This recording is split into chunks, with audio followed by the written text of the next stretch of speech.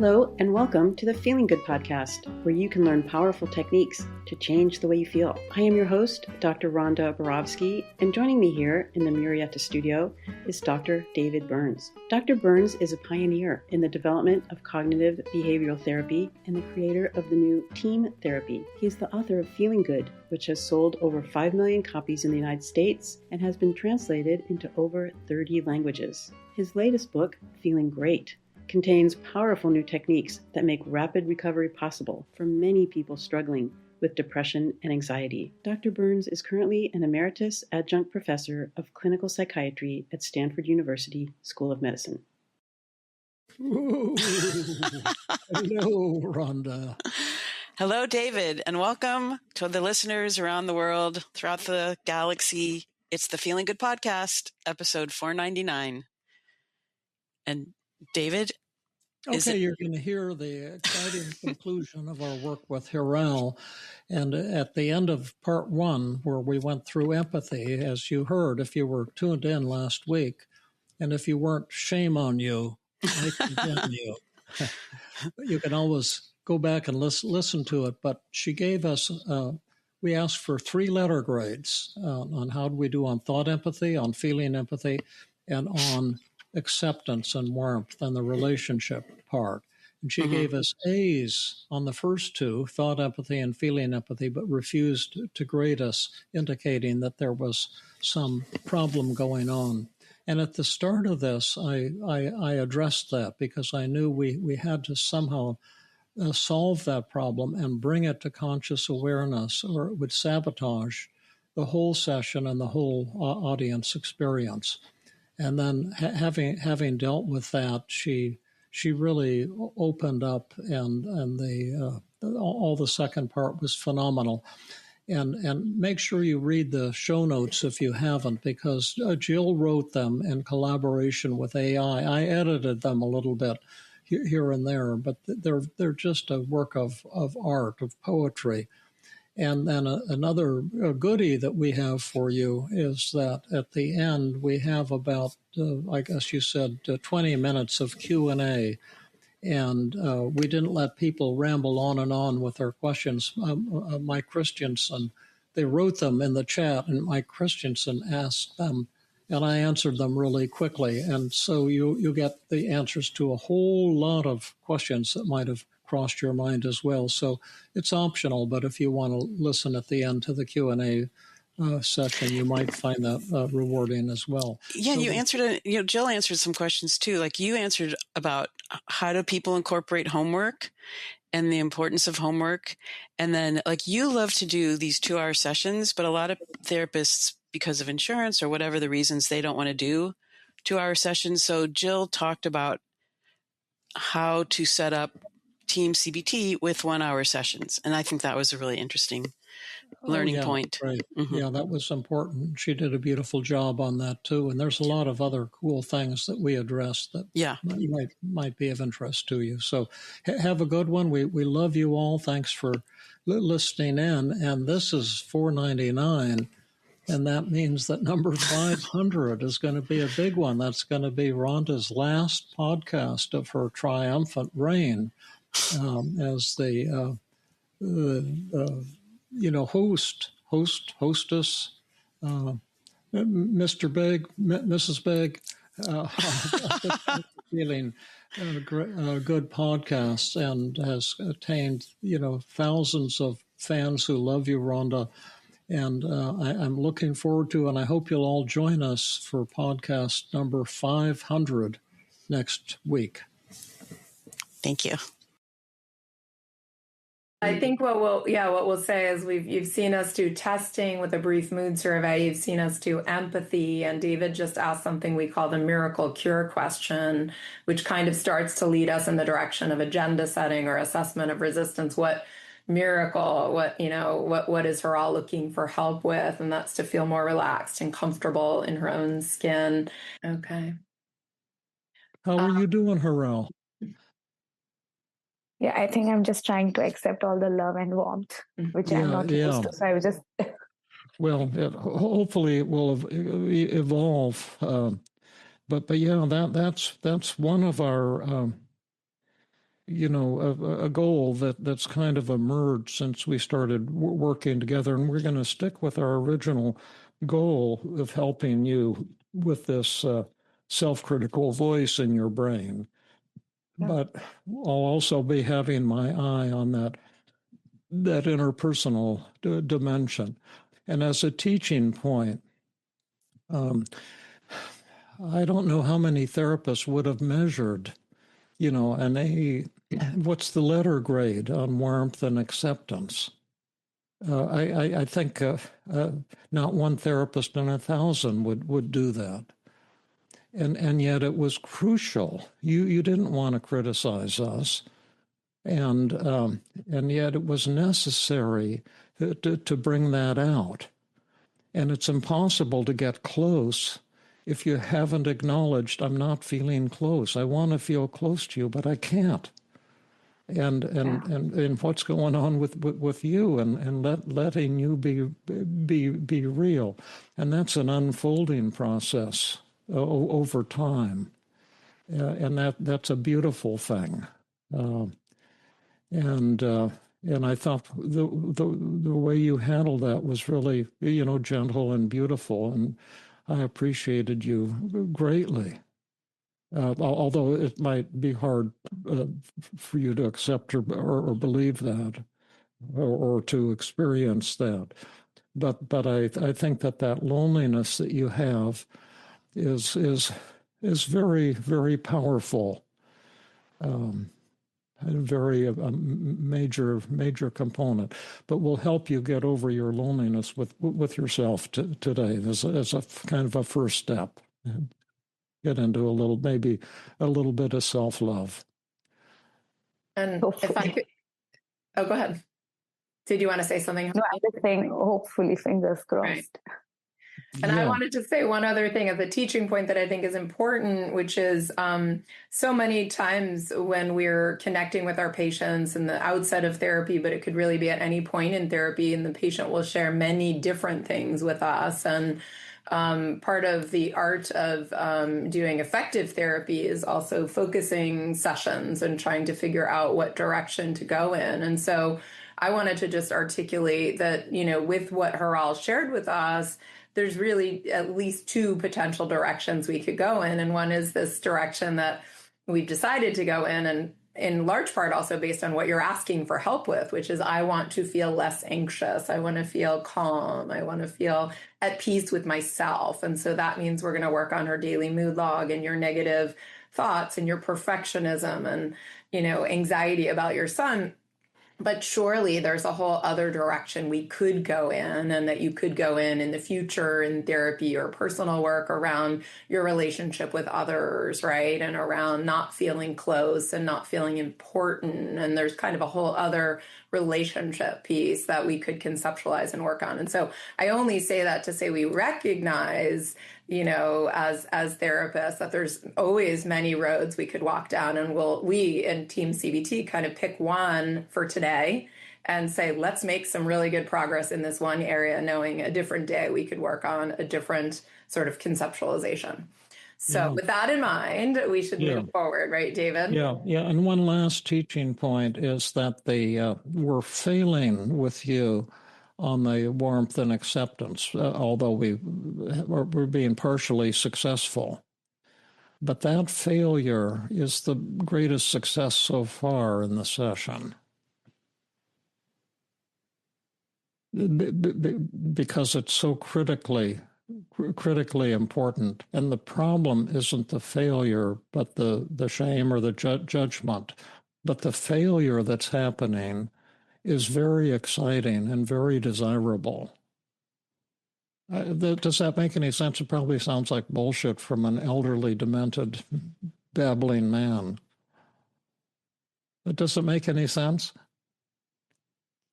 Yeah, so I'm just wondering, I'm just confused right now. Why do you say that it's so precious? I mean, because you're failing right now. We want to be connected so that we can move ahead, right? So how does this failure make sense? Yeah, well, we're going to move ahead, and regardless, and probably the connections will continue to evolve, but that the working with you without bringing that failure to conscious awareness would make the therapy very superficial. Right. Yeah, it's not that we must fail, but that if we are failing, recognizing that we're failing and bringing it to conscious awareness gives us an opportunity to correct and to connect. See, the goal of TEAM is to fail at T and E and A and M, to fail at every level. That's what we're hoping for. Because every time you fail, that's your chance to go deeper. And I was just trying to make that point. But anyway, let's push ahead here. You said that your goal was to feel more.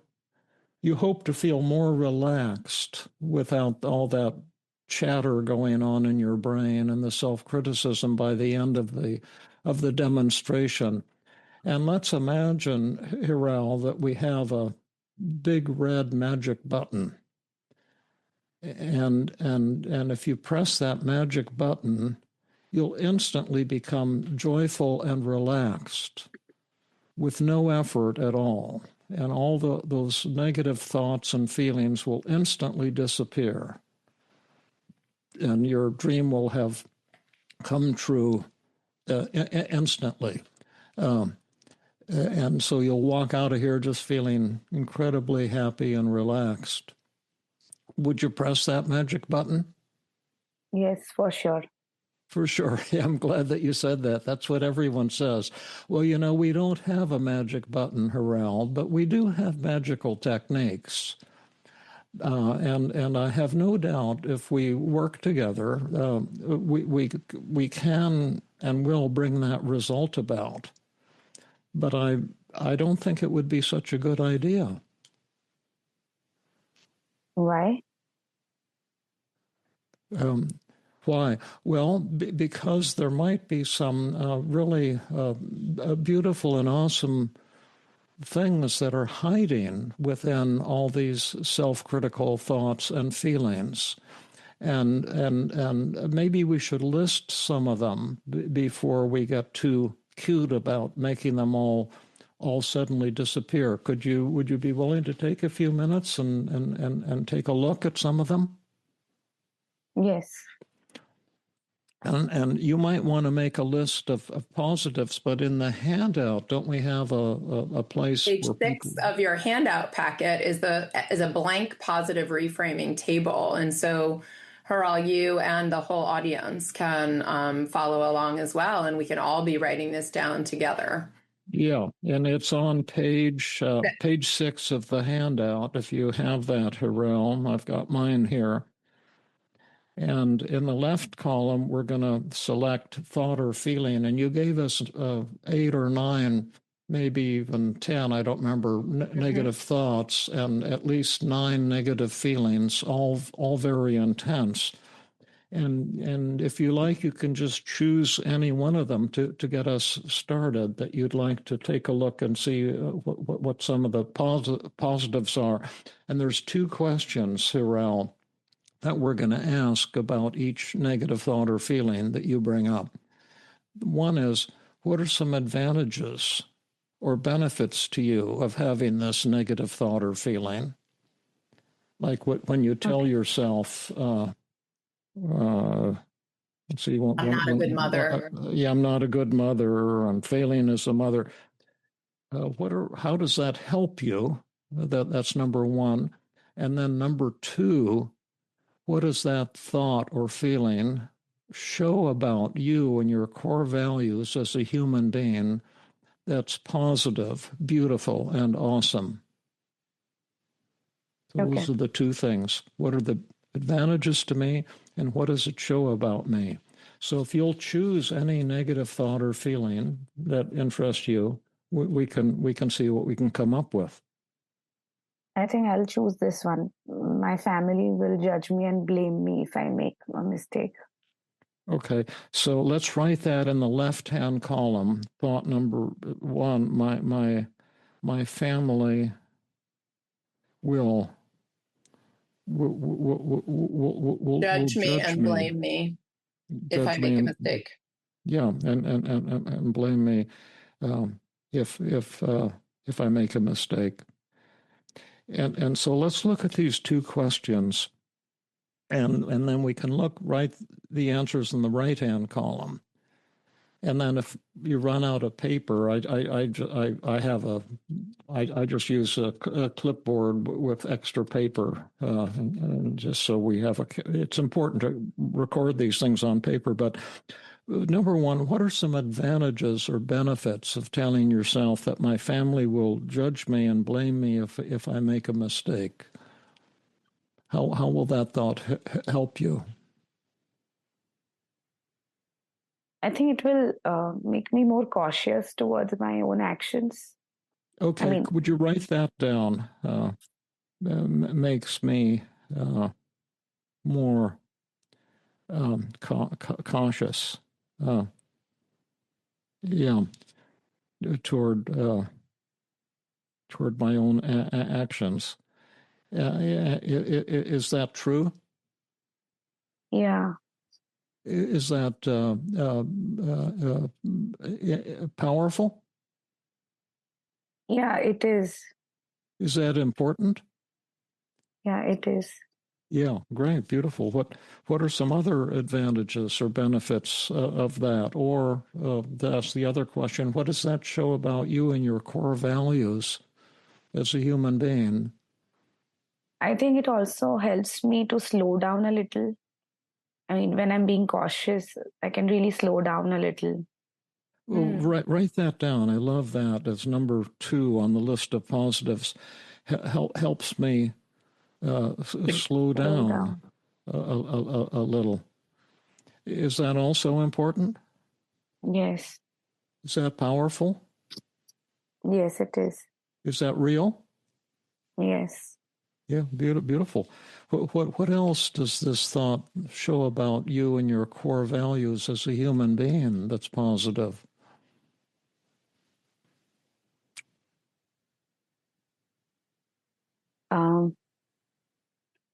It also helps me to prioritize and focus on quality rather than quantity. I mean, rather than doing too many things at a time, it helps me to prioritize. Put that down. Helps me focus on quality versus quantity. That's a good one. I love that. And what is it? Yeah, David asked you too to think about what does it show about you and your value system. I can think of lots of things, but I want you to think about it when you tell yourself, my family will judge me and blame me if I make a mistake. What does it actually show about you and what you value? What's important to you?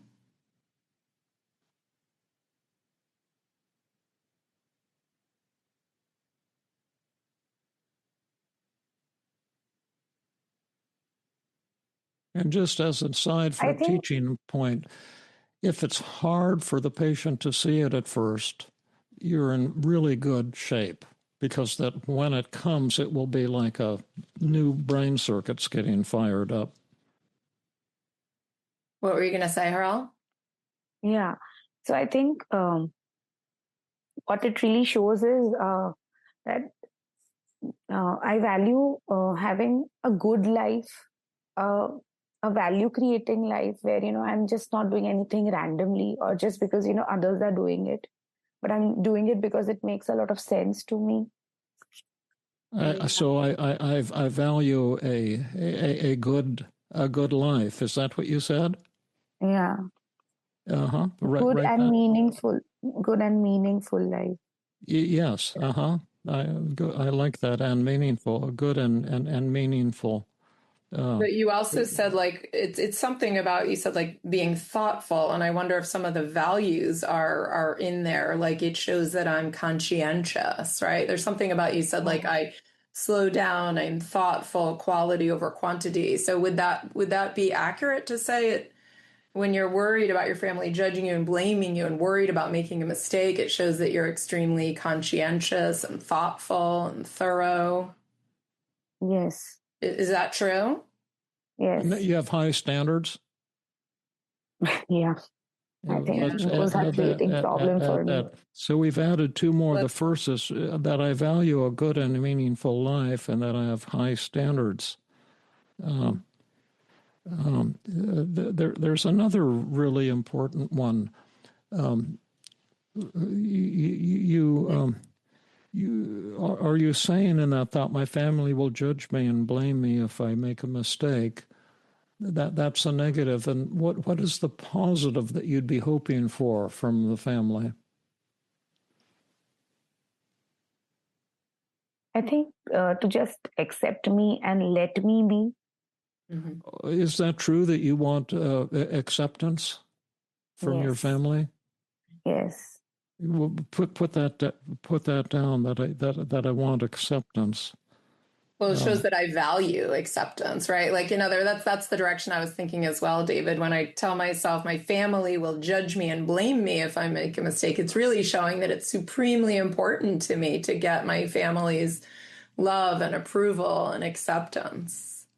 Is that true? Yeah, that's true. So that's two. One is I value acceptance, and that I also that I want love and closeness with the family. Is that true?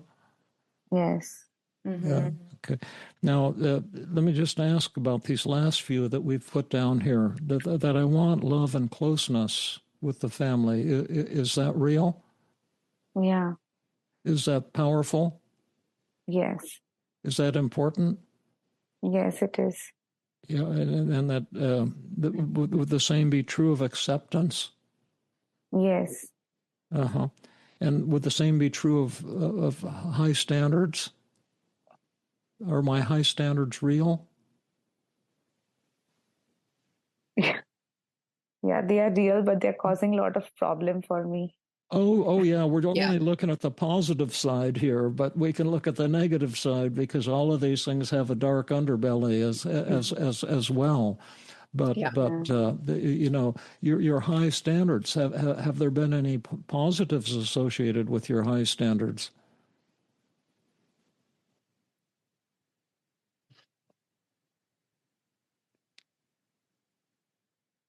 Yeah, I think because of my high standards, because of my high values, people are easily able to connect with me. Though it's like it's just news being given, but they are someone who feel that they can confide in me, or like they feel that we can always go to her.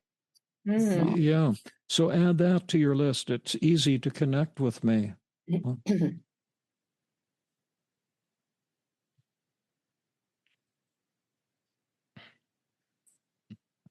So that's quite an impressive list you got from that first thought. Do you want to try another thought or an emotion? Yeah, I think thought.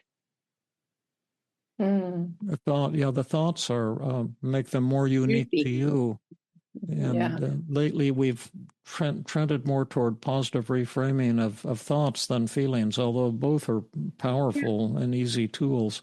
Give us another thought. So I like to choose I'm failing as a mother. Mm-hmm. Okay, write that down. I'm failing as a mother. When my child has an explosion. And what are some advantages and benefits of that thought? How is that thought helpful to you?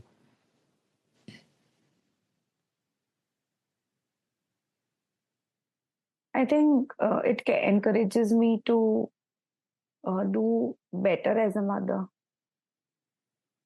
Write that down. And encourages me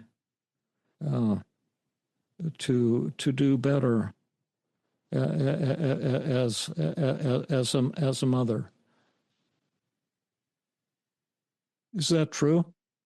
Yeah, because the only reason why I'm sitting here is for my son, that I really want to give him the best version of me. So that is why decided to, volunteer. So, yeah, can we add that definitely. as a second one? It shows I want to give my son the best version of myself.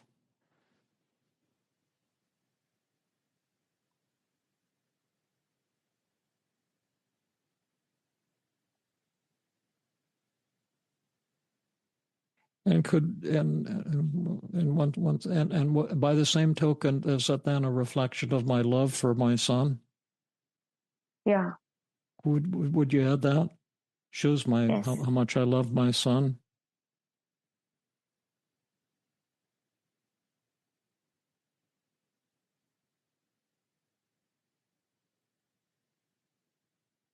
And again, of course, it shows your high standards, right, Hiral?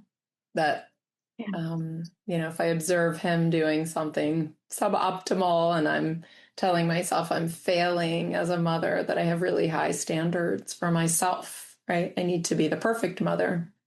Is that true? Yes. Yeah. Yeah, so I'm failing as a mother so far. It encourages me to be a better mother, to learn and grow. It shows that I want to give the best version of myself to my son. By the same token, it shows my great love for my son. And it's also an expression of my high standards. And are these things we wrote down, are these true? Yes. Are they powerful? Yes. Are they important? Yeah, very much. Yeah, that's awesome. Do you want to try another thought or feeling? I should be able to handle my son well. Okay, put that one down. Should be able to handle my son better. Did I get that right? Yes. And then, what are some advantages of that thought? Would these be similar to the previous thought?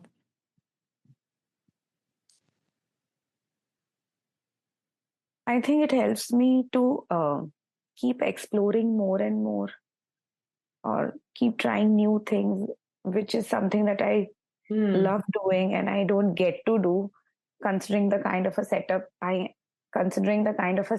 am in right now. So it's like the challenges he throws on me is really, it also,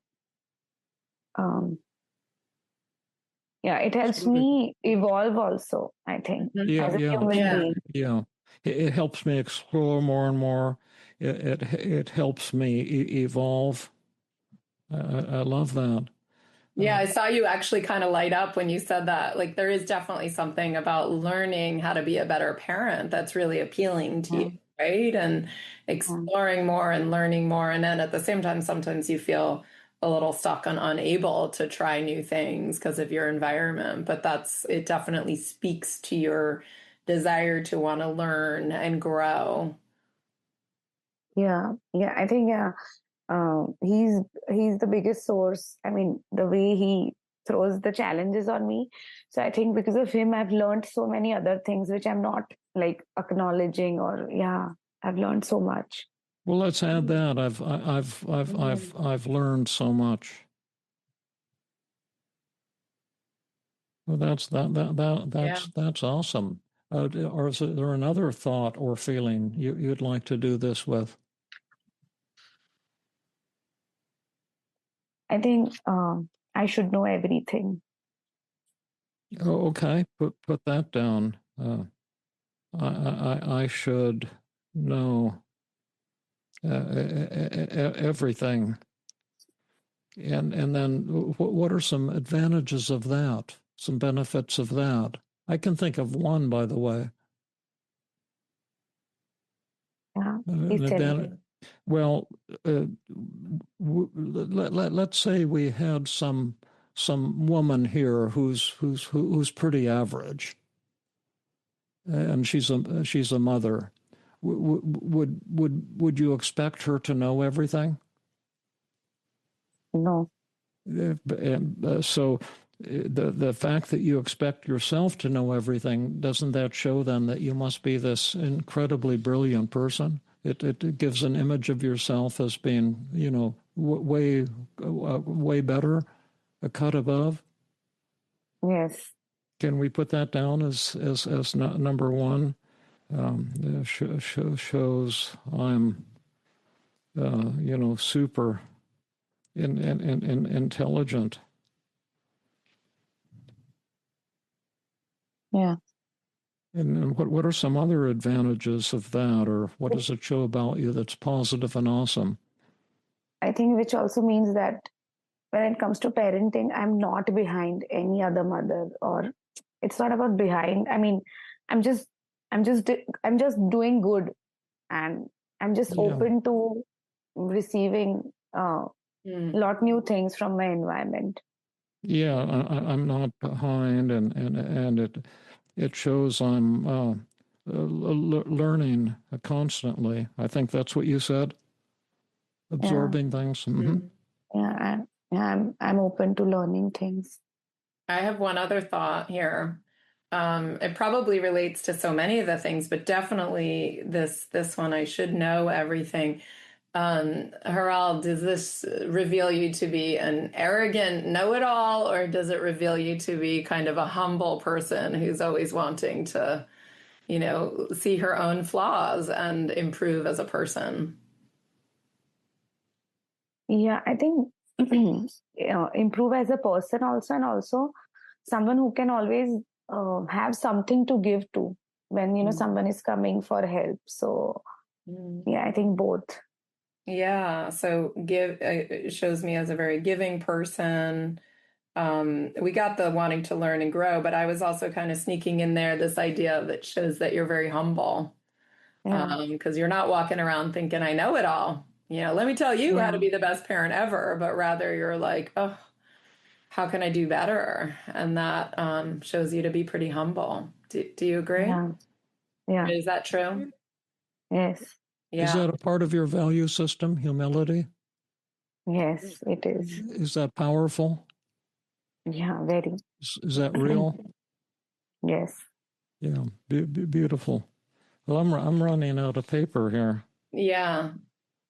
Yeah, my only thinking, I do think we might be ready to move on. The only question I had is maybe it would be helpful. We could do, since anxiety is her strongest, we could just do some positive reframing of that, or guilt or shame. One of the emotions maybe as a change, or we can just move forward, David. Well, would there be one of your negative emotions from your daily mood log that we could do some positive reframing, because you had 100 on depressed, anxious, ashamed, and inferior, and inadequate, and embarrassed, and hopeless, and frustrated, and then you had 80% on lonely, and 80% on angry, irritated, upset. Would there be one of those that you'd like to do some positive reframing on?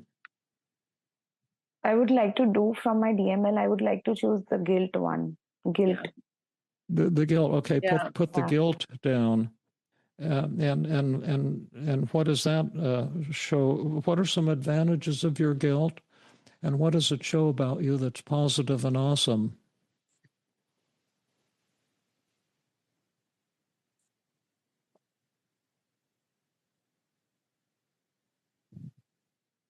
Well, I just thought of some. Okay, so I think my feelings of guilt always reminds me to behave well, or become a better person, or be good to others. Yeah, put that down. Reminds me to be good to others. I love that. Does that seem real?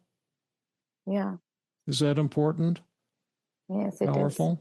is. Yeah. Yes. I had another one. Does your guilt show that you're, honest and willing to examine your own role?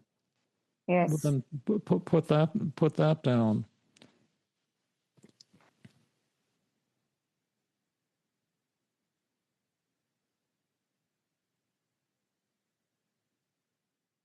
Does it show as well that you're willing to be accountable rather than just blaming everyone else? Is that 100%. important? Yeah, Yes. put that down.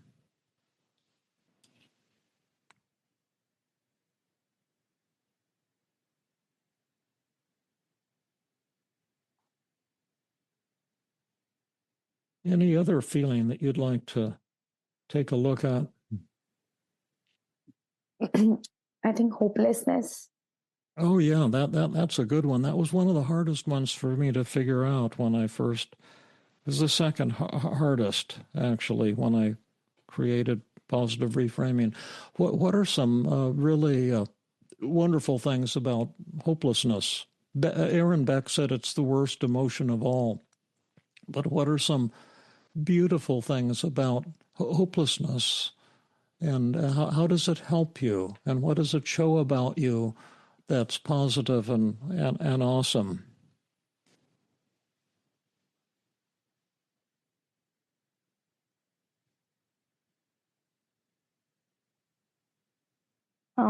I think it always makes me feel grounded or aware of the reality. Oh yeah, realistic and grounded. Uh-huh. Because there are things going on in the environment right now which are undesirable. Yeah. As well as within yourself. Yes. So does that seem real? Yes. Powerful? Yes. Important? Yes. Uh-huh. What are some other tremendous advantages of feeling hopeless?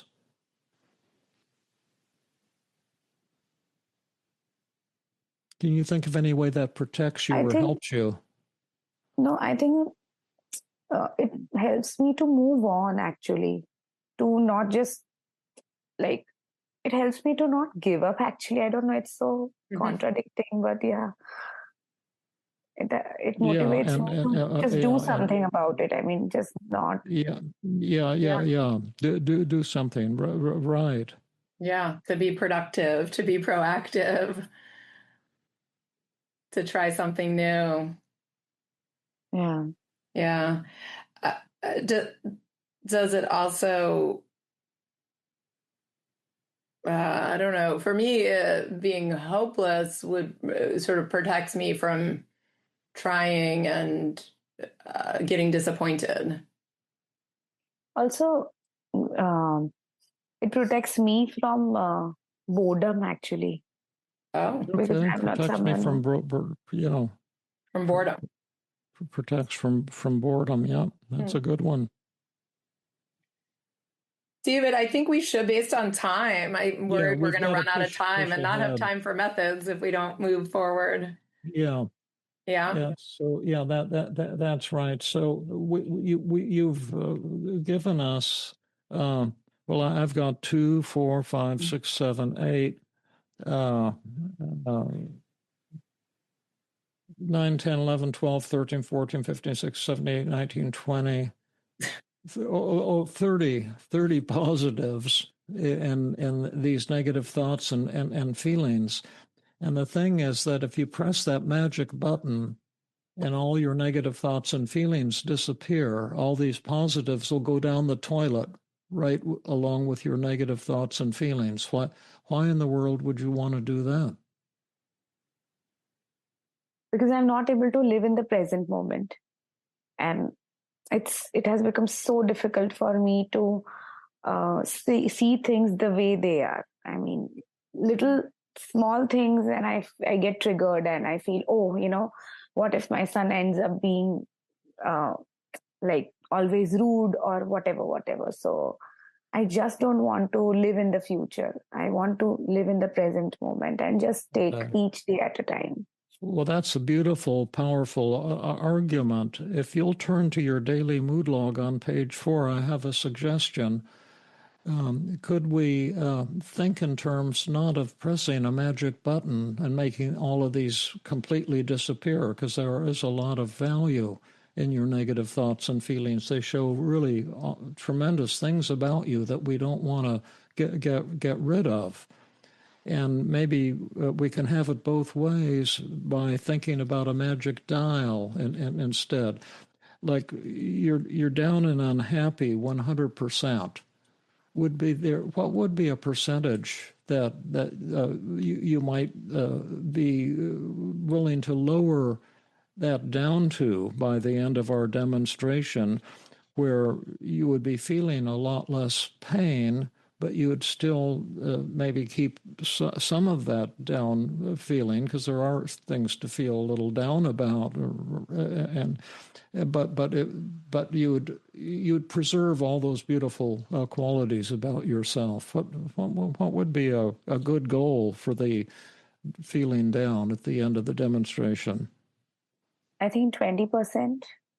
Yeah, 20. Okay, put a 20 in the goal column. Now, is that high enough for you? Is that enough? I think 20. Yeah, 20 is fine. Okay. And then how much? So I've got written 20 in the goal column. We can't show this on the screen because we don't know how to type and have it appear on the screen. But how anxious, worried, nervous, and frightened would you like to feel by the end of the demonstration? That was 100%. What would be a healthy amount? 5%. 5. Okay, put a 5 down. Beautiful. How guilty, bad, and ashamed would you like to feel? Was 100. Yeah, I think 5. Not more 5. than that. Okay, I love these 5s. How inferior, inadequate, and defective? That was 100, like overwhelmingly high. What's a good amount of defectiveness for tonight? I think 10%. 10. Okay, great. And then how lonely do you wish to feel? That was 80. I don't want to feel lonely at all. Put a 0 there. How embarrassed and self-conscious would you like to feel? 0. Okay, put a 0 there. That was 100. How hopeless do you want to feel? I think 10%. 10. Okay, great. Put a 10 on the hopeless in the goal column. How frustrated? That was 100. What's a healthy amount of frustration? No, I don't want to feel frustrated at all. I mean, that's a 0? It's just too much, yeah. 0, okay. And then how about annoyed, irritated, upset? 0. A 0 all the way? You don't even want 5? No, I've been upset for a quite long time now. I'm done being upset. Okay, beautiful. Now let's see if we can bring about some change, some of these changes. And if you could select one of your negative thoughts, you had the 4 original ones, and then we had at least 4 additional ones. So there's like I shouldn't make any mistakes was number 8, and I should always know everything. And is there one of those thoughts you might like to work on first? Because they'll all be perfect for our purpose. So can I work on, I should always protect my son from being emotionally and physically harmed? Okay, that's number 7. I should always protect my son from physical or emotional suffering. And then, are there any distortions in that thought?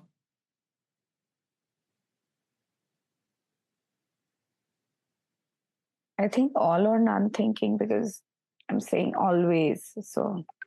Yeah, mm-hmm. And then it's not only all or nothing, but maybe overgeneralization. Yeah. Both. Yes. Yeah. Overgeneralization, actually. Yeah. What else?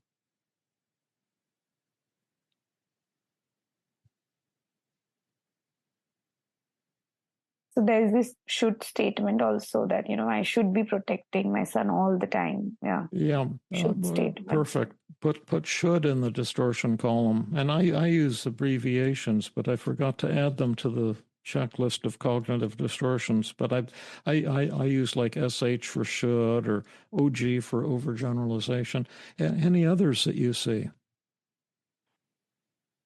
I think I'm not sure, but emotional reasoning that, I constantly feel that, my son is not safe and I have to protect him. Oh, yeah. I love that emotional reasoning. What about self-blame? Yeah. That if I'm not around him, he might he might end up getting hurt or he'll not be safe. So, Would that be fortune telling? Yeah, actually, fortune telling.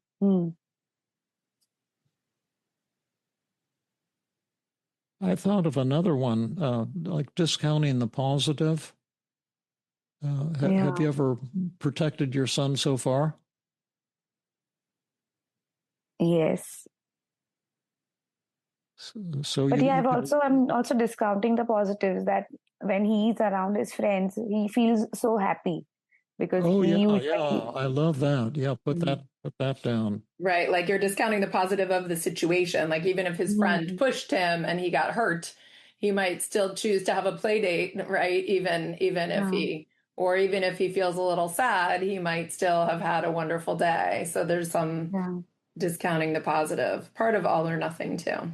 Yeah. Yeah. When I said self-blame, the specifics that I meant was to say, like, if I wasn't there and my son got pushed by a friend, I'm still blaming myself for not having protected him. So that was that self-blame is blaming yourself for something you weren't entirely responsible for. Yeah. Yeah. Oh, okay. Now, there might be a couple other distortions too, but you've got a great list here. It's all or nothing was your very first one, and then overgeneralization, and then should statements, and discounting the positive, emotional reasoning, self-blame, fortune telling. Quite a few distortions. Now, how can you think of any way to talk back to that thought? Something you could tell yourself instead of I should always protect my son.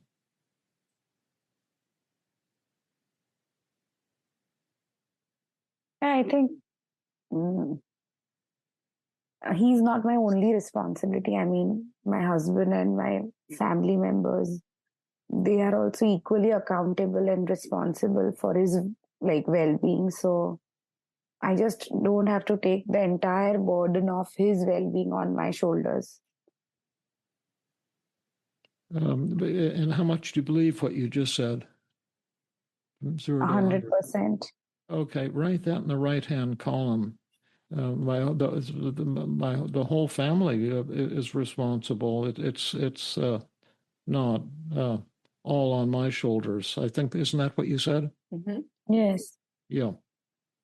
And then if that's 100% true, then does that lower your belief I should always protect my son? Yeah, but it comes down to only 50%. Okay, well, that's good. Put a line through the 100 and put a 50 right under it in that percent now column. And would you like to lower it down further? Yeah, definitely. Oh, okay. I'll put it over in your camp here, Jill. Well, I think that clearly the goal would be to move to methods, right? We tried one method, which is identify and explain the distortions, and the straightforward technique. We could call that 2 methods, right? Yeah. So I think we just need to decide very quickly to move it from 100 to 50%. So you're moving really fast. Yeah, it just in sort of that straightforward technique, right? But the question we come up with now is what method should we move to next, right? So we could move in the direction of externalization of voices, for example, or we could do the double standard technique, which is more of they're both cognitive therapy role-playing techniques, but one is a little more compassion-based and one is a little more maybe direct.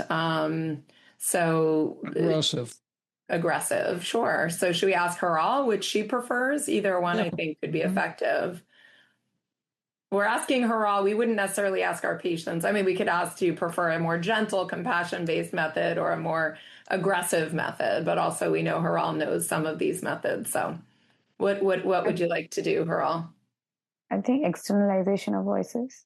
Okay. Okay, great. Awesome. Great. You want to set it up, Jill? Sure. Yeah. So we're going to try this method that's called externalization of voices, and I'll set it up slightly so the audience knows what we're doing here, right? So, Hiral, we're going to do kind of a role playing method here where you and I are going to play two parts of yourself. And in this case, I'm going to play kind of negative or self-critical Hiral, and I'm going to kind of hit you with your negative thought. I should always protect my son from physical and emotional harm. And then I'm going to have you play the role of your kind of positive or rational thought. I'm going to have you kind of argue back against this self-critical thought. And you can use you can use any kind of response and be as creative as you want. But a couple of ideas for you is that you can kind of talk back to the negative thought using what we call self-defense, argue with it and poke holes in it and disagree with it.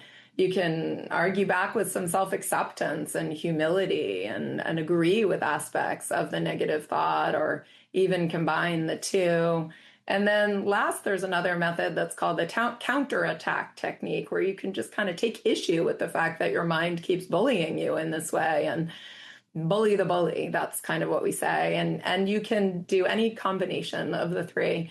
And what we'll do is we'll give you a chance to respond in the positive thought, and then we'll stop and see how you're doing. And if you need a role play for David or I to model a response, we'll just keep practicing back and forth till we can really crush this negative thought that's been plaguing you so much. How does that sound?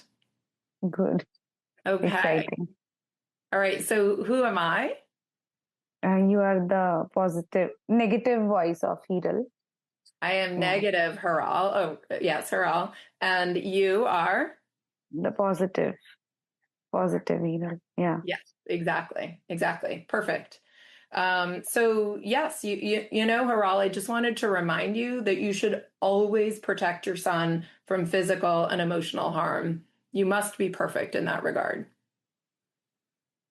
Yeah, I think he's dependent on me, so true. But at the same time, I also have to teach him and also teach him certain ways of protecting himself also, because I'm not going to be there with him all the time.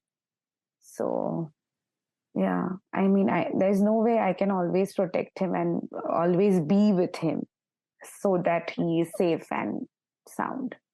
Mm. And who won that? Was that you or me?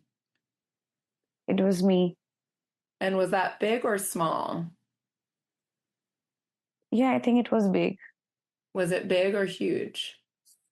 I'm really confused. I mean, it was big. I don't think it was huge. Okay, wonderful. So this is a good start. So big, not huge. And so did you want to do a role reversal, or did you want to try it again, or did you want to hit David or me with it? Yeah, I think I can do it with David. Okay. And I'll be the positive, and you can be the negative, and sock it to me. Yeah. Negative self. Okay. I've just been waiting. So David, for the audience, Hiral is going to hit David with this negative thought in the you version, just like I did. And David's playing the role of positive Hiral. So he's going to respond in the I version, in the voice of the positive Hiral. Go for it. Yeah. So you know what, Hiral, you should always protect your son from being harmed in whatever ways, emotional or physical. It's your job. Yeah. Well, that's a wonderful, loving thought for sure, and I certainly always want to protect my son at every opportunity that I'd have. I can't protect him at every moment for the rest of his life, and I'll also be wanting to teach him how to protect himself emotionally and physically. But there is so that's not the threat. I think I'm doing a good job there. But there is a threat that I do need to protect him and myself from. It's a bigger threat. What is that? That's your bullshit. Constantly peppering me in my ear, putting me down, telling me I'm in danger, telling me I'm not good enough. And that unhappiness actually makes it harder for me to give him the kind of love that he wants. So you can take a hike, and as the Buddha said, as well as the great Indian teachers from 4,000 years ago, stick it where the sun don't shine. Who won in that exchange? Was that the negative or the positive? I think the positive. Was that big or small? It was big. It was huge. It was huge. Yeah. Okay. And what David, do you know how David won huge? Hiral? Yeah. Yeah, I think the last piece of information where he's saying that, it's just your thoughts and you you just shut up and you just focus on what you're doing. Just keep loving your son and just acknowledge the fact that you're doing a good job. So that's great. Now let's see if you can do it. Are you ready?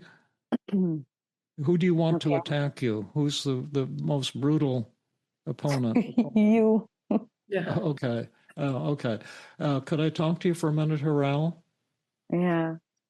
I know that Jill and David were fooling you just now to give up on those self-critical thoughts. But I'm going to tell you the way it really is, Hiral, and you can't deny this without getting involved in a lot of self-deception. And that's that you should always protect your son from physical and emotional danger. And that's just a fact of the universe. That's a mother's job. And you better do that too. Yeah, I think I'm already doing my job when he's in front of me, or I'm probably teaching him the best things and like probably teaching him the best values also. So I don't think there's anything else that I can teach him. And also, I think the biggest important thing is for him to learn and grow. It's also important that he falls, he fails, and he learns things on his own, because he's someone like me. He would want to always explore and experiment and learn. So I think I'll have to let him be the way I want my parents to let me be. So yeah. Okay, so who won that? Me. Big I or did small? not see this coming. Big. Big or huge? Huge. Huge. And how did you get to huge? I think the part where, I said that I should just let him be and just let him learn certain things rather than just me teaching him and me taking the burden and pressure of taking care of him. Yeah. What's the best thing that he can learn from his mother? The one thing.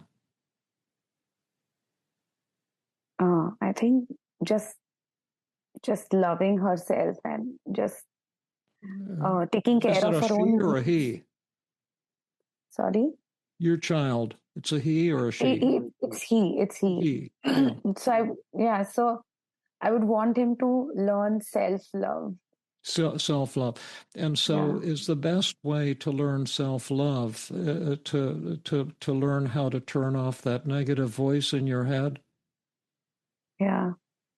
And so in order to teach him self-love, that I would have to teach myself self-love. Yeah. And so the best thing I can do for him is to turn off that voice in my own head. Is that what you're saying? Yes. To heal myself, and that's my best way of healing my son. Yes.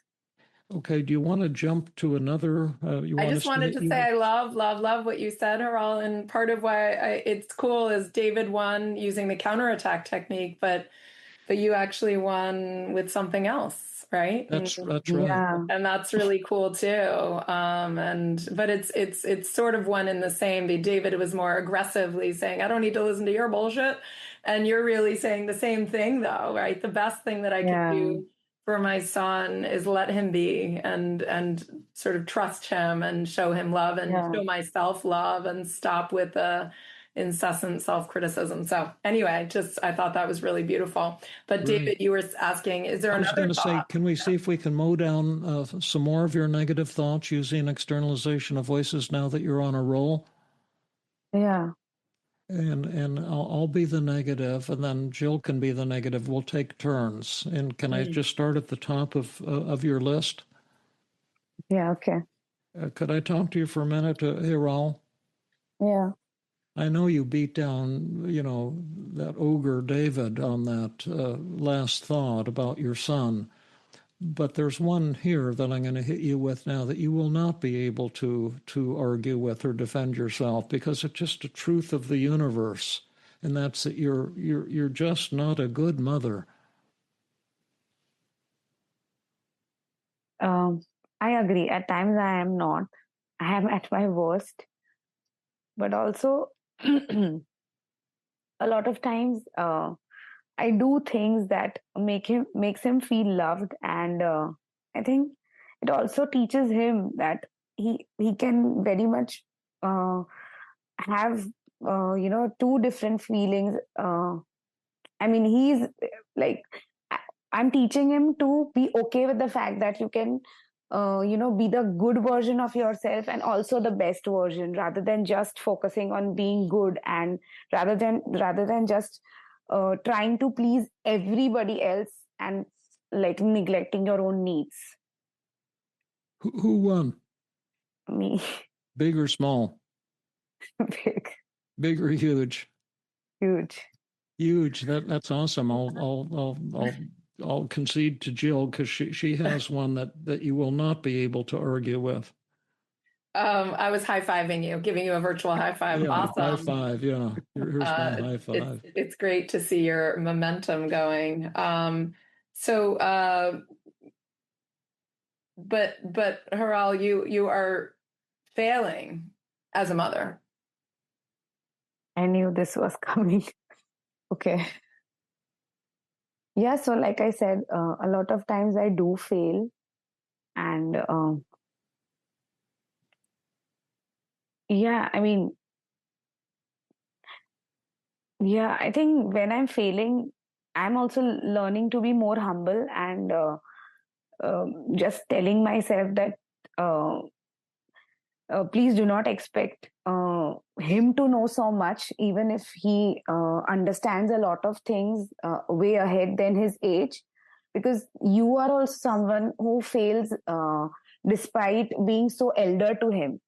So I think it's okay to fail at times, and again get up and then fail again. I mean, this is how life is. Otherwise, we wouldn't be human beings. I mean, yeah, I mean, there's no such thing as having like 100% in like 100% grade in parenting or something like that. So I think, yeah, what I'm teaching my son is to not be perfect at all, because it is so tiring to be perfect, and there's no such thing as perfection. And who won that, you or me? Yeah, me. Was that big or small? It was huge. It was huge. Awesome. Are there any thoughts left? We could go over all of them, but look at there were 8 negative thoughts, and are there any that I can attack you with that still seem potentially threatening? I think I will ruin my son's future if I am unable to handle it. Oh, that was my next choice. Could Hiral, this is a fact. That you're going to ruin your son's future. In fact, you already have to a great extent, if you are unable to handle and nurture him well, and you are unable to handle and nurture him well. So his future is doomed. No, I don't think so, because if I look back at my own journey, so I've grown as a human being. Kids always don't rely and depend on their parents and what they've learned from their parents. I mean, I've learned and unlearned so many things.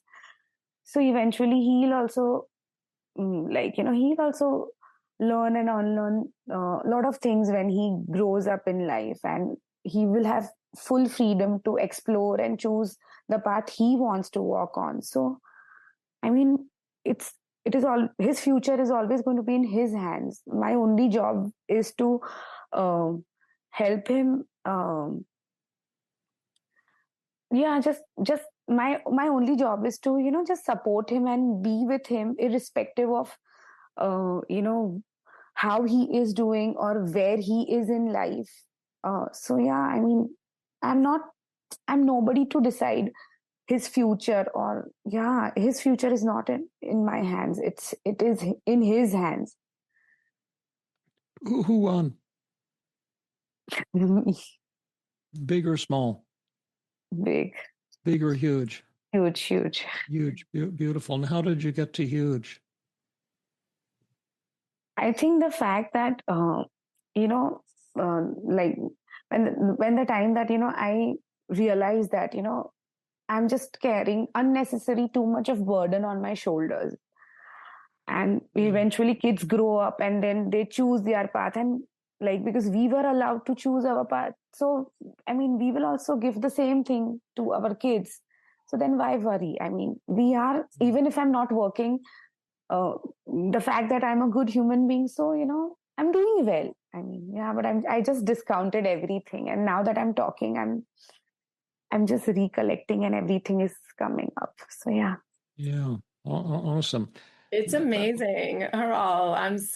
I mean, I have chills actually. Just hearing you talk. I just want to say I'm so moved by the beauty of what you're saying. And I'm hearing you talk back to all these negative thoughts, but really like on such a deep level of acceptance of your son as a human being who's going to be who he's going to be. And I don't need to take so much responsibility for his every move. And that sounds very freeing, but also what a beautiful parenting philosophy, that you're just realizing that the burden of all of this like control and criticism and perfection is so unnecessary, and you look so much freer to me, like just sort of embodying this philosophy. It's amazing to see.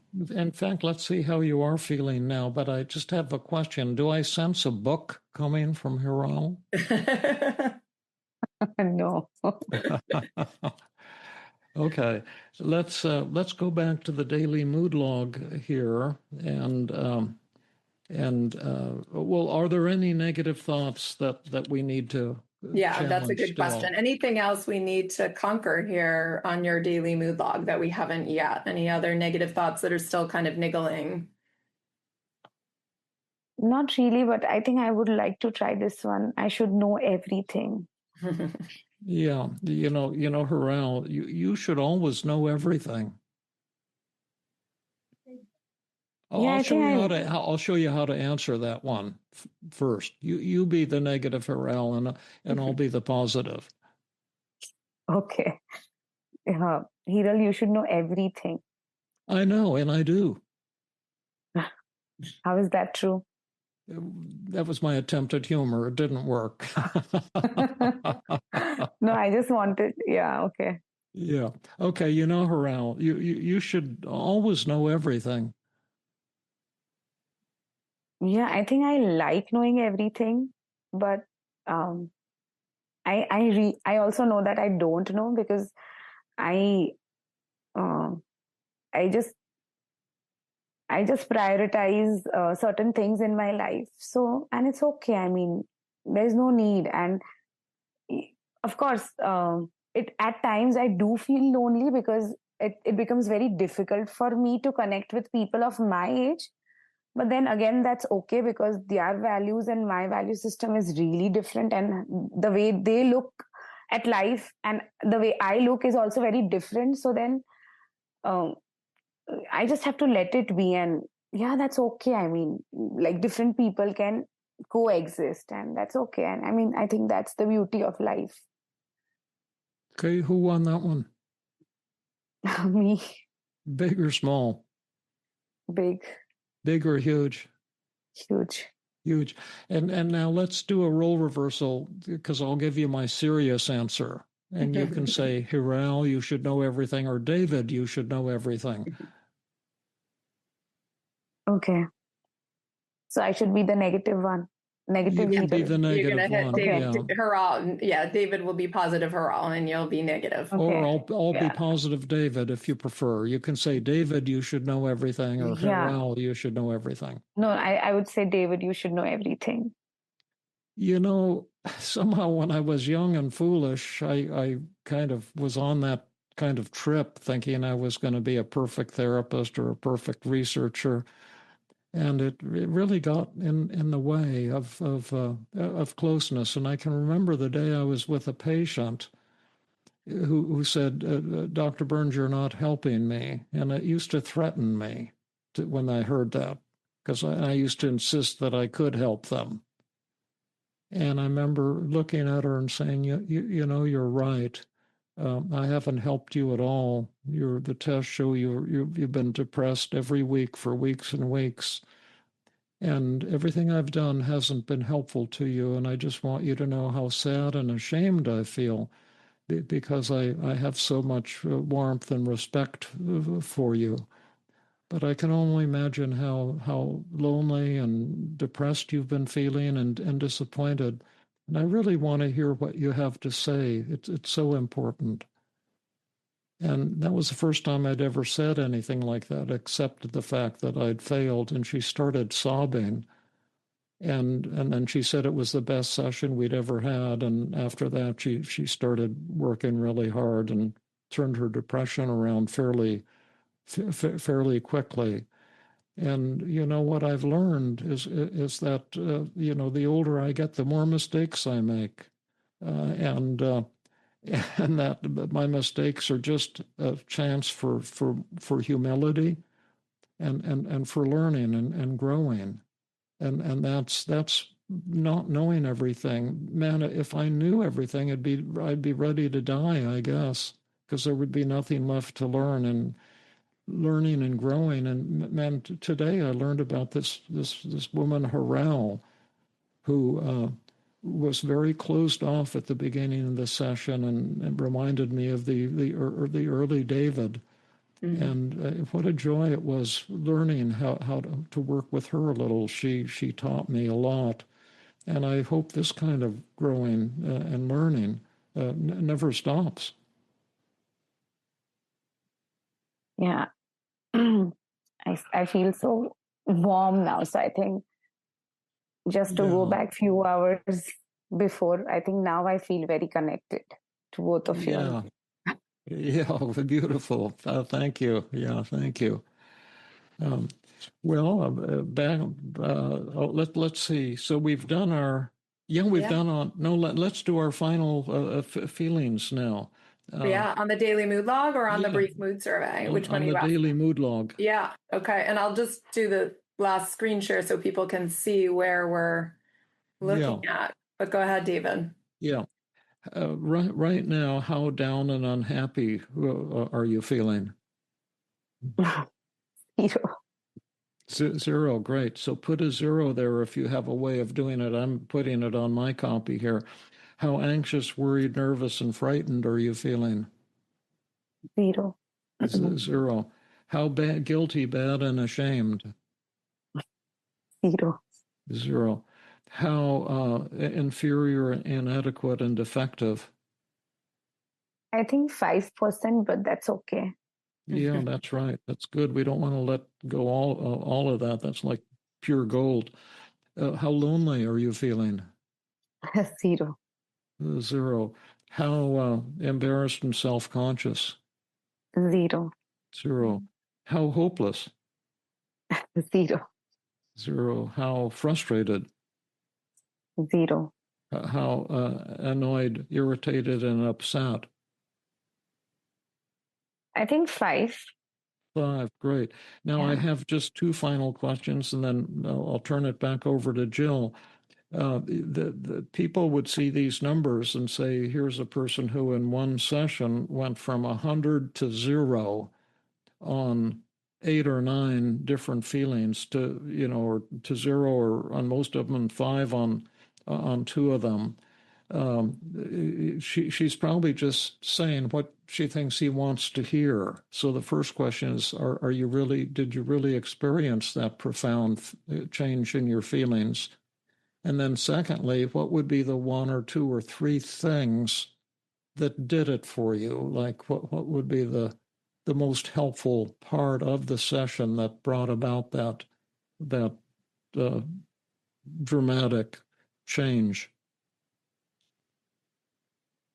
Yeah, so I think first thing was that everything was written down on a piece of paper. So it was very easy for me to identify that what is exactly going on in my head, because there are this continuously self-criticism is there, and then I'm just putting it down on a piece of paper, and then I'm going a little more deeper inside and seeing that what is it trying to say and how is it helping me. And also the fact that when I was talking and I was doing externalization of voices, there was a way of talking back to these negative thoughts in a positive way through these techniques called counterattack and acceptance and all. So I think that was something that really worked for me. And also the positive reframing, that really seeing that these feelings these negative emotions are actually helping me to become helping me in some way. So yeah, I think these were the few things that really helped me. I mean, because because I was just constantly talking and thinking only negative. So there was no way out that, I was able to move in another direction. So I think the tools helped me to, open that locked door, or the door that I was, looking for. So something like that. Yeah. Beautiful. Well, what a joy it was not only to help you in my professional role, but to feel close to you, to get to know you, to see the flower open up, the orchids open up and blossom before our eyes here. Thank you so much for that very loving and beautiful experience. It couldn't have been more awesome and jaw-dropping. I'm so happy for you. I'm so happy for your son, and for all the people in your orbit, and you're going to evolve into such a fantastic and flawed therapist. I feel so happy hearing this. Join the club of the flawed therapists. Openly flawed therapists. Yeah, I just wanted to comment too. I mean, of course, what a beautiful session. What an amazing opportunity to connect with you. Such a beautiful and vulnerable and flawed human, as we all are. And I also had the sense that the positive reframing allowed you to really connect with your values, right? And in connecting with your values, that's really what then shined through in the effective externalization of voices responses, right? It just kind of kept coming back to this, like, this is the kind of person that I want to be. This is the kind of mother that I want to be. And it was one, and this is the kind of child that I want to raise. And it was really one that would be thoughtful and flexible and, learning and growing rather than perfect and stressed and critical. And you really came to this, like, kind of, I need to live this way so that I can model it for my son, because this is how I want him to live. And it seemed like your most effective responses were kind of along those lines, which I thought were super beautiful, and I'm guessing kind of had their roots in the positive reframing, right? Connecting to that kind of side of yourself. Yeah, that's right. Yeah, and that you could be, you can be flawed and such an unbelievably loving and caring mother, and you can make mistakes and be a loving and caring mother. In fact, those two things totally go hand in hand. You look so soft and beautiful right now, Hiral. Yeah. And relaxed. You look so relaxed. Yeah. Yeah, that's true. You do. You look kind of in bliss mode. Yeah. Yeah. David, and Hiral, we were going to do Q&A with the audience. So the audience can ask questions of David and I about what they saw. They might even have a couple of questions for you, Hiral, about your experience. So right now the audience should be sending any questions they have in the chat box to the panelists, and Mike is collecting those questions. You've been very patient, and now is your chance to participate in the dialogue and share your questions and your reflections and your thoughts and so forth. And again, Hiral, if you have more thoughts that you want to share with the audience about what worked or didn't, or any learning points, I think everyone would love to hear from you too. And Mike is going to collect those, and then we'll answer them. And just before I do that, thank you all so much for your comments for Hiral. I think there was 3 pages of love for you, Hiral. And so I'll be passing that all along to her. Questions. Testing. When you're going over the brief mood survey and then the scores on the daily mood log, you're asking about different emotions. Were you doing that as an effort to try and move them forward to get to work, or just to connect? When we are going over the feelings on the brief mood survey, which was really the beginning of a session, right? A patient will come in and hand you their brief mood survey that they completed in the waiting room or online at home. And we're just going over that in an attempt to actually really understand. There isn't an agenda to push them forward. It's really just an opportunity to listen, to connect, and to make sure we understand. It sounds like you're feeling inferior at an 80%, right? That's that kind of a thing. Or I should say, sorry, I was thinking of the daily mood log, but you're feeling, angry of a 4 out of 4. That's pretty intense. So it's empathy. Yes. Is the daily mood log ideally provided to patients to fill out prior to a therapy session and then identify the distortions, or something you typically do with them during a therapy session?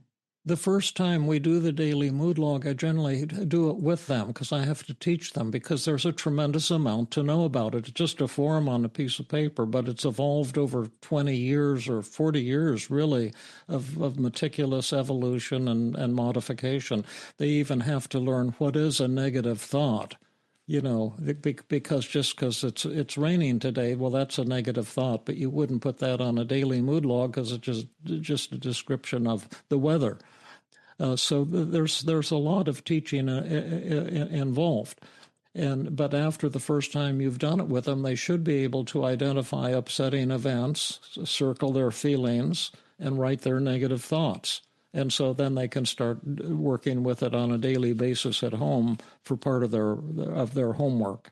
And the patients who are willing to do that have a tremendous prognosis for full recovery. Patients who refuse to do the homework have a tremendous negative prognosis for improvement. A number of people noticed. Oh, go ahead, Jill. Oh, I was going to just say a little bit, because I noticed there are some questions around the daily mood log, the cognitive distortions and stuff. And so what I would just acknowledge is, for today's demonstration, for the sake of efficiency, we definitely asked Hiral to identify a situation, circle the emotions and rate them, and write down the negative thoughts that she was having. In fact, when we requested volunteers, we basically said, if you would like to demo with us, please do this first.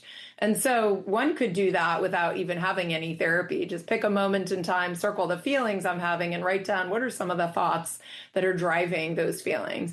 But the reality is, obviously, when we have a patient in front of us and we're doing therapy with the patient, the first time, as David said, we'll actually walk through that slowly and carefully and show them how to do it. We will also, after doing the assessment of resistance, like you saw us today do event, feelings, thoughts, no methods to change, just, the positive reframing. And then we come back to identify the distortions, right? So it looks like it's all one thing on the daily mood log, but we do take a step away from the daily mood log before we start using any change methods to do positive reframing, which you saw us do with Hiral today.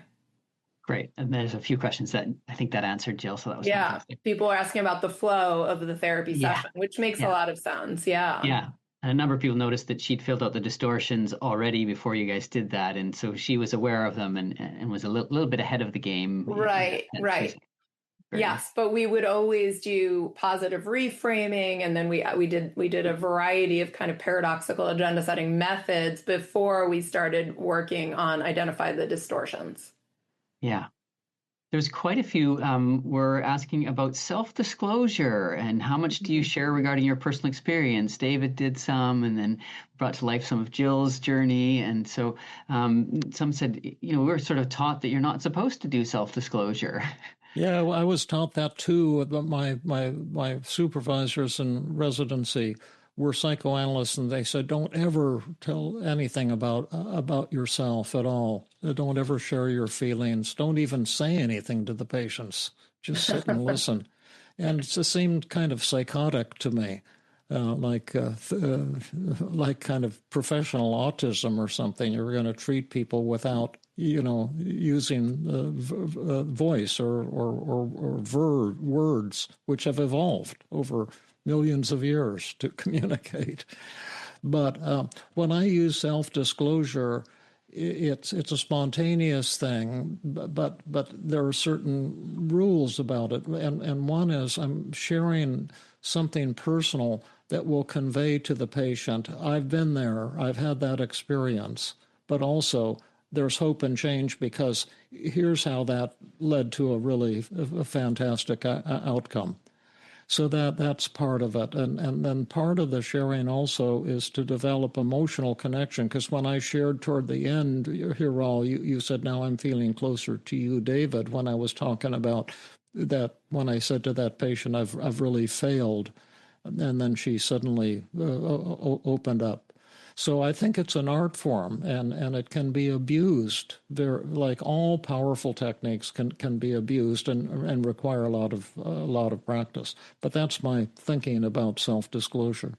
Yeah, it's very intentional. It's not, I feel like telling a story, so I'll tell a story. It's, the goal is trying to connect and empathize, maybe share feelings and share a feeling as well that we're all kind of in the same boat. But actually, I wonder, David, maybe we could even ask Hiral, how did you feel when David did self-disclosure, when I did self-disclosure about my own perfectionism and parenting? What was it like for you, for us to use self-disclosure? I think, so the fact that, I'm going to be doing this demo with you all was so overwhelming. And then also learning that, okay, you all are still making mistakes. And when David said that the more old you grow, you make more mistakes. So I felt so comfortable. I mean, I felt so normal. And I was telling Nivedita ma'am that, ma'am, I want to feel normal throughout this entire demo because I was feeling very anxious. And that's what exactly happened. I started feeling normal by the end of the demo. So you just feel connected. I mean, you don't feel that gap, this gap, I mean. Yeah.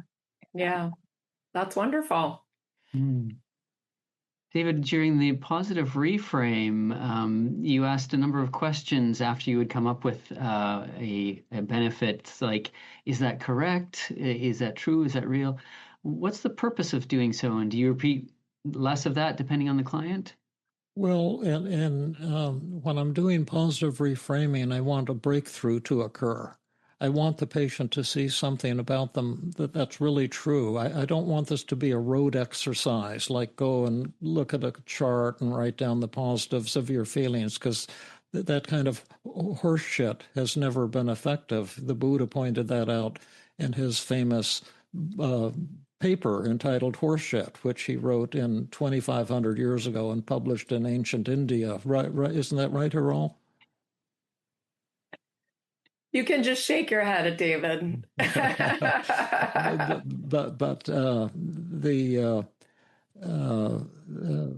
What was the question? That slipped out of my brain. when you ask them, is that true? Is that real? So when I'm asking them, I'm saying, is what you're saying true? Is it powerful? Is it important? So the person will suddenly see, yes, this really is. And Hiral, you did. And if the person can't say those things, can't see it, you have to empathize and get back on the same page because you're in a little different universe from your patient. But I think it's very important. I think it also puts the patient in a yes set. Yeah. I wonder if I could just make one quick comment before we go to more questions, which is a question in and of itself. David, I was just thinking that we didn't give her all homework yet, and I want to make sure that we don't forget to do that. And I suspect there's some questions around that too, almost like we worked with her for 2 hours, right? And we saw such dramatic and amazing and meaningful and real change, and sort of what comes next, and what might we suggest for homework. And I think we also got some questions around, there were some other issues Hiral was struggling with. What happens with those issues? Do you want me to now answer all those questions? I was about to say, would you like me to I'm happy to.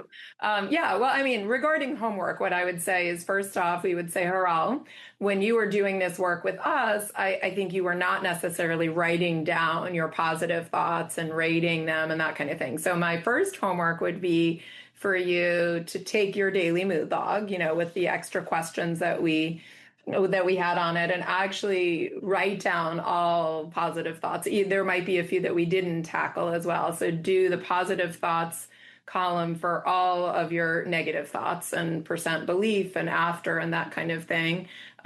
If you're at all struggling with any of them, I'd encourage you to use that externalization of voices kind of exercise yourself. You could always also use the Feeling Great app. But I think in terms of the perfectionism, that's what I would recommend, is just finish that out. Will you have more perfectionistic thoughts that will crop up? Will that come up again for you? Yes. And when it does, my recommendation, but I'll be happy to hear David's, but my recommendation would be to start actually with positive reframing. What is this thought showing about me that's beautiful and awesome? How is this thought serving me well? And kind of remind yourself of that. And then go to, okay, but what's a positive thought? What's a rational response? How could I think about this differently? How would I want to be telling myself? And to expect that you're going to need to keep pulling out a daily mood log and working on these kind of perfectionistic thoughts if they come up for you again. Yeah. That's my first. There was a second question, but David, did you want to comment on that part? Yeah.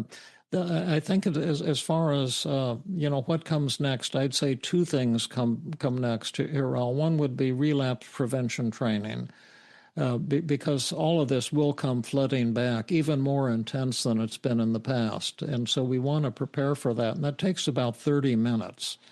Once someone is recovered, there's an absolute certainty that they're going to relapse many times for the rest of your life. And so let's just figure out how to handle that. A temporary relapse is fine, but I don't want my patients to go back into months of misery. But you have to see how far this magic carpet you're on right now takes you, because you're really in a beautiful state. But if there are other undone things, the interpersonal model is radically different from the one we did here today. And so we could dip into that or anything if there's some undone work.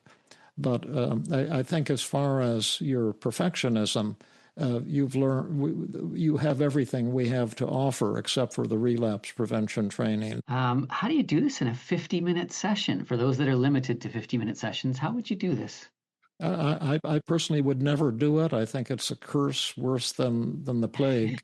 And, it's just too expensive. My patients can't afford a 50-minute session. A 2-hour session is free and it's one and done. 50-minute sessions drag on endlessly. However, a few tremendous experts have learned how to do 50-minute sessions. One of them is with us, and she will tell us how to do it. So if the question was, how do you do this in 50 minutes? What I would say is, yeah, you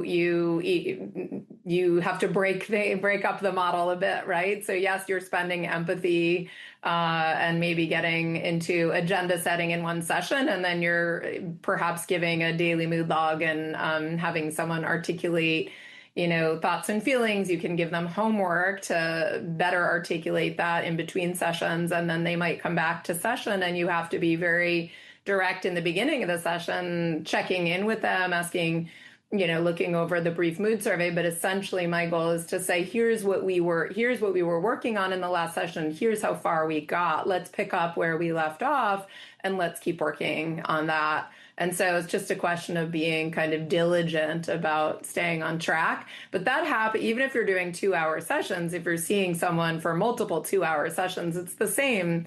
The art is the same. It's the art of being able to stay with something, from week to week, right? And David, when you do follow-up sessions with people, you do the same thing. You don't start over from the beginning. You summarize the work that you've done, and then you say, and here's where we were at, and here's where we're going. Let's do the work. I would say the difficult thing, no matter whether you're doing 50-minute sessions, 2-hour sessions, or intensive therapy, is being careful not to just listen, and never, kind of offer what we call an invitation, never try to segue from talking to working, right? And kind of keeping your patient and yourself accountable. And I think there's a lot of skill and a lot of art associated with that. And all of those tools we practice a lot in our training groups too. The art of staying on track with the patient and holding your patient and yourself accountable for doing work between sessions and within sessions. And I'll just reiterate a statement I made earlier that probably went in one ear and out the other, but that Jill and I will make this look really easy and simple. And that's a trap. We're conning you because it's not. This is the hardest form of therapy in the world to learn.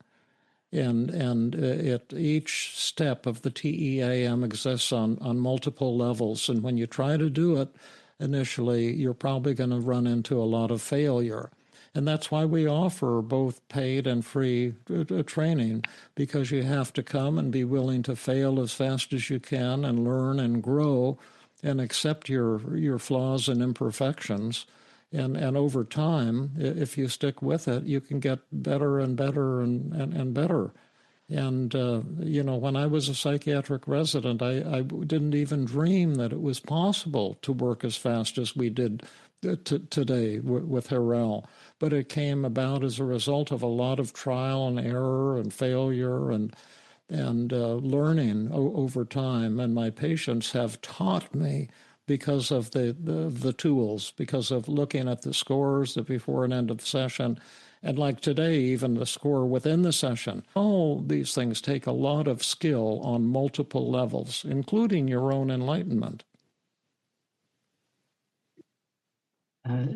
This question really kind of leads out of that one, where somebody was kind of struggling with a positive reframe.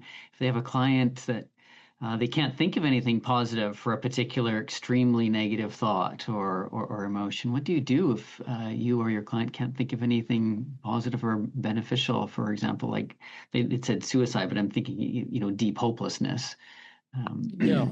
Well, I just ask around, and someone else will give you an idea. I can remember when I would develop positive reframing for negative emotions was the first thing. The hardest one for me was frustration. I couldn't think of anything good about frustration. And I was frustrated because I needed that to complete my list of how to reframe any negative emotion. And I was down, I don't know what brought me down to Mountain View on Castro Street, but there's a kind of an internet cafe type of thing where you go up on the second level, kind of like a balcony thing or something, and you can get coffee there and work on your computer. And so I went up there. I'd never been in there. It's kind of a cool, popular spot on Castro Street in Mountain View. If you're ever there, you'd probably enjoy it. But there were all these people working on their computers, and I couldn't figure out what's good about frustration. So I finally just said out loud in the restaurant, I said, listen, I'm sorry to interrupt you, but I'm working on a project here and I'm stuck. I'm trying to think of what's positive about negative feelings. And the only one I can't think of any positives is frustration. What's good about frustration? And then someone shouted out, it shows you haven't given up. And I thought, wow, that's right. Because if you've given up, you won't be frustrated. And like that. But I really worked at it with my patients and so forth. And now I can positively reframe anything. If someone asked me once, I bet you can't think of anything great about being a serial killer. But I was able to positively reframe that also. I won't let the answer out because people get too shocked by it. But there is something really positive and awesome about being a serial killer. Yeah, actually, I will say that, David, I don't know if you remember this because you have an unbelievable memory for these kinds of things, but the first time that I was just struck by the beauty of positive reframing was actually in David's kitchen during an early Tuesday group, 17 years ago or something. And I was consulting on a patient who was incredibly hopeless, and it was positive reframing of his hopelessness, a patient with bipolar disorder. Oh, I totally remember it.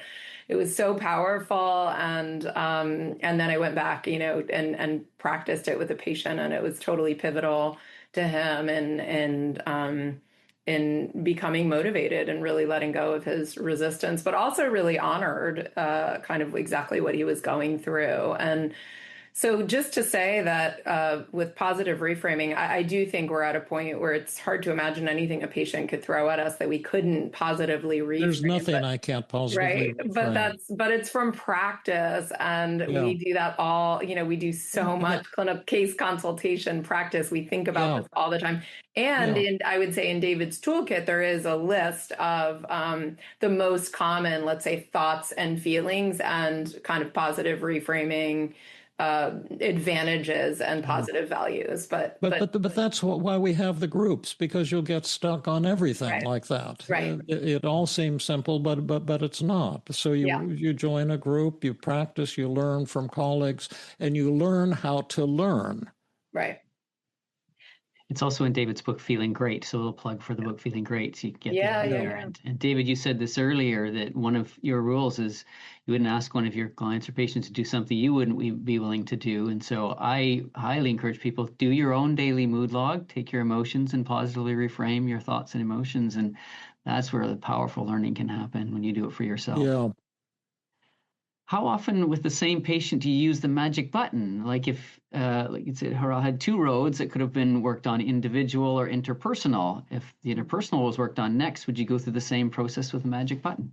I don't use the magic button on the interpersonal. We have a whole other powerful procedure. We don't have time to go into it right now, but it's a whole different theory of causality and a whole different set of techniques.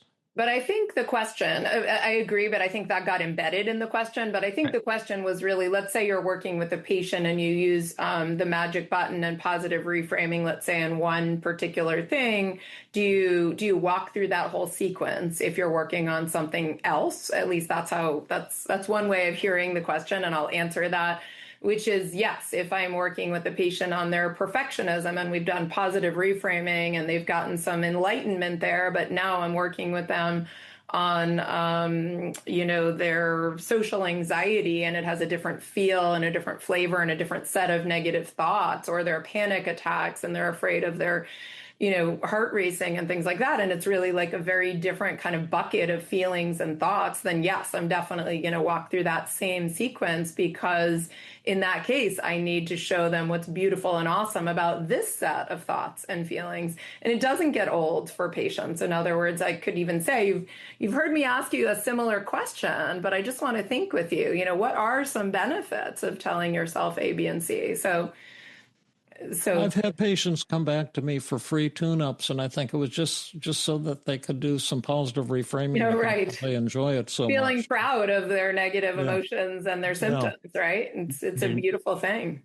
Their new skill set. Yeah.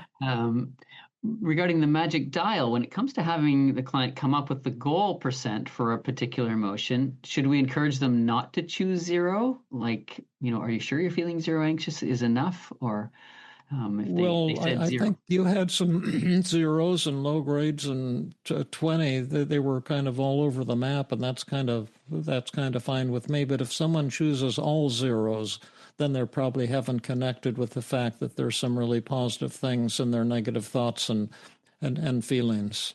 And you can paradox them on the spot then, David, because you've already done positive reframing. So if someone were, just told you what are all the amazing things that their guilt shows about them, and then they say they want to feel guilty of a zero, and that doesn't jive, it doesn't make sense to you, you could always say, sure, you'd want your guilt at a zero. After all, you just said that your guilt shows A, B, and C about you, and that it really is working for you in these different ways, right? Would you really want to get rid of that? And the reason that we do that, again, is really, it's kind of a resistance busting tool, because we know there's going to be some good reasons to hang on to just a little bit. And the acid test is a way to shock people too. If we had a woman whose daughter had been shot in the face after she let her go out and play.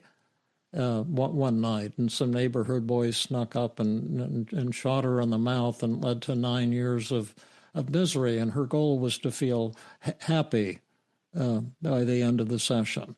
And it kind of didn't jive. And I said, and she thought she'd let her daughter down. She thought it was her fault. She'd suffered too for 9 years. Said, oh, I see. So by the end of the session, you'd like to feel happy and joyous. And she said, yes. And I said, yeah.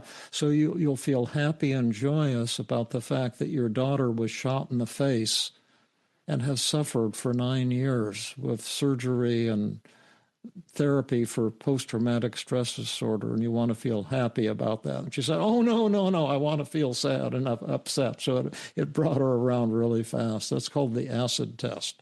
Honor those emotions. Jill, I'm looking at the time, and I know it's getting very late for Hiral, and I thought it might be nice to have her share a couple of comments. That's exactly what I was thinking. Okay. Exactly what I was thinking too. Exactly. Yeah. And I want to make sure we have an opportunity to say thank you to Hiral and to say goodbye to the audience too. Thank you for not only what you gave yourself, but what you gave the elderly David, who was grateful for what you gave him. He told me that at the break. And so I know that from the horse's mouth. But all these people, you've given a tremendous gift, and we want to thank you. Yeah. I know, Hiral, it's quite late into the night now for you. You're probably getting quite tired, but maybe a few words from you on what this has been like for you. Yeah, so I think it has been amazing. I did not imagine that it would be so nice. It was so smooth. And I would encourage all the participants to grab this opportunity of, having to experience what it feels to be a part of such live workshop, because then only you come to know how it really works. I mean, like Jill said, that you got to do your personal work, and that's how you know that how it is effective on the clients as well. So yeah, that's very important. And I can't thank enough. So, but still, thank you so much for breaking that defensive part of me. And oh yeah, wasn't that great? We killed it. You did. Yeah. So I just felt some rays of hope entering slowly and gradually. So thank you so much for that. And I just want to say thank you to you, David, for guiding all of us today, and for your kindness and humanity, and your just beauty and artfulness in bringing the TEAM-CBT model to life. And I always just marvel at how you take your time at each step of the way, and we always land in this incredible place at the end. So it was really always is kind of jaw-dropping and inspiring to work with you. And it's always great working with you, Jill, because I know no matter how much I screw up, you're my safety net. Here's someone with compassion and intelligence, whose brain still works and who's a fantastic teacher who could make me look good. Well, David, I love you too, and there's a lot of love coming to you through the chat as well. Your gift, your brilliance that you were willing to share with the world, and a lot of work and pain in that process. And we just are so grateful for you.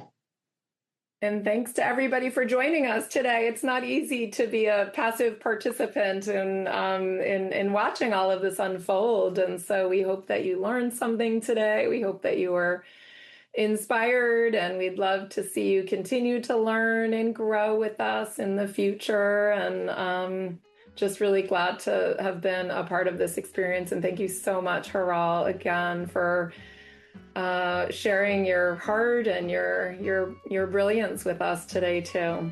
So thanks, everybody. Thank you. Take care. Bye-bye. Bye-bye. This has been another episode of the Feeling Good podcast. For more information, visit Dr. Burns' website at feelinggood.com, where you will find the show notes under the podcast page. You will also find archives of previous episodes and many resources for therapists and non-therapists. We welcome your comments and questions. If you want to support the show, please share the podcast with people who might benefit from it. You could also go to iTunes and leave a 5-star rating. I am your host, Rhonda Borowski, the director of the Feeling Great Therapy Center. We hope you enjoyed this episode. I invite you to join us next time for another episode of the Feeling Good podcast.